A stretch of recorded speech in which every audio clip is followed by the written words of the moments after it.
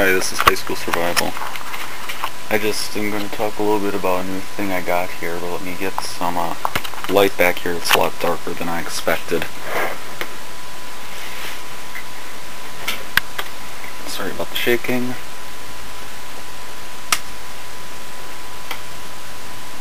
Alright, this is our basement, storage room, workshop down here.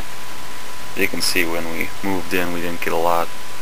This is kind of where everything ended up when we didn't have a place for it, you know, moving to a house half the size.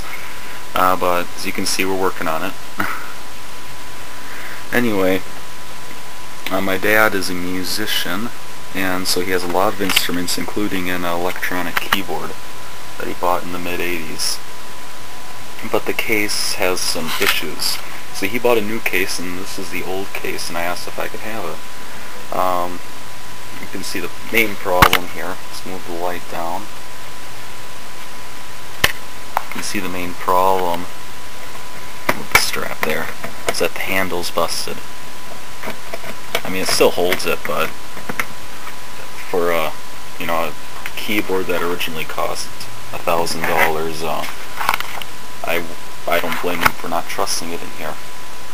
So anyway, so I ended up with this because I thought that it would make, hang on a second, this light's really weird. I thought that would make a good Bugout edition. Or, hang on. This light is really weird. There we go. A good addition to my Bugout. Sorry about that. To my Bugout, to start my Bugout press, because I realize I have a decent food supply now. I have some water, I have power, I have gasoline, I have EMP protection, which I've talked about. I believe I've talked about all of those other things, but I haven't done anything for bugging out. Sorry, I'm right next to the sewer pipes in the basement here. So I saw another prepper on YouTube. He had obtained a an old U.S. Post Office or Postal Service bag, and he showed all the cans in there. If the person who did that sees this video, could you please comment on it so I can give you credit for it.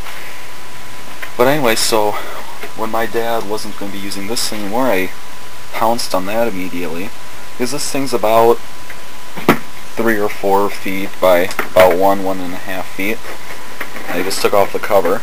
So you can see the first thing that you notice is that it's heavily padded in here, which is very good. I guess we don't need all these little doohickeys.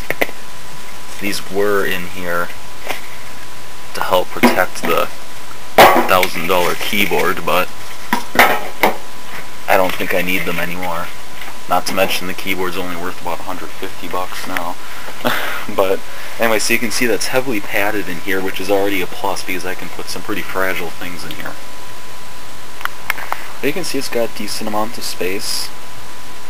I could put bags of rice or whatever in here. But what I'm thinking, instead of rice, let's hang on a second. Sorry. Bye. Alright, there we go. For example, this is your standard can that you can get at the supermarket. Best by February 28th. I think this is still good, actually. That's nice. Anyway, so you can see they fit perfectly in there. It's like this thing was made to hold cans.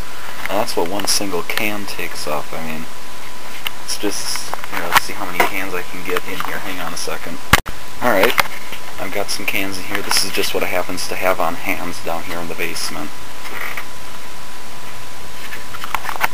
So, what is that? So, 1, 2, 3, 4, 5 cans. So it's about 5 cans wide. Now, I'm going to measure them and go this way. So hang on a second, alright?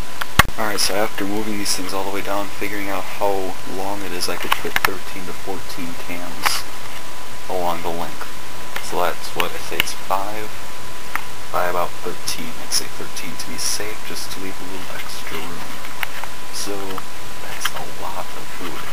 I could also use the extra room to slip in some bags of rice or beans or even a couple of water bottles. So that's this is actually going to work out a lot better than I even expected. I didn't think there'd be this much room in here. So I'm going to move these cans out of here quickly. Hang on. So anyway, alright, so I said it was 5 by 13, a minimum, and that would give me 65 cans in here. And if I was able to go 5 by 14, that's 70 cans. That's a lot of food. And if I can squeeze other things along the top, maybe some vacuum sealed bags of rice or beans, I could go for a long time. Just don't know what I'm stuffing in here. Now what I'm thinking is if... hang on. Let me get them around this side. Underneath my workbench there, I have a couple of just empty bins down there. Thinking of just getting rid of those. This thing, I measured it, it fits almost perfectly underneath the workbench. It has space to spare, in fact. So if I could fill this up, hang on, let me put the cap back on here so it's not lying all over the place. If I could fill that up, just leave it under there at a moment's notice, I could just grab this, throw it in the back of the car, and then I'd be set for a long time. I'd probably throw some packets of seeds in here too. I think that'd probably be a good idea. So anyway, that's just where I'm at. I'm trying to start out some of my Bugout stuff because I do not have as many preps on that. So that's just where I stand with that right now. I'll update on that as if I have any new developments on that. So thanks for watching.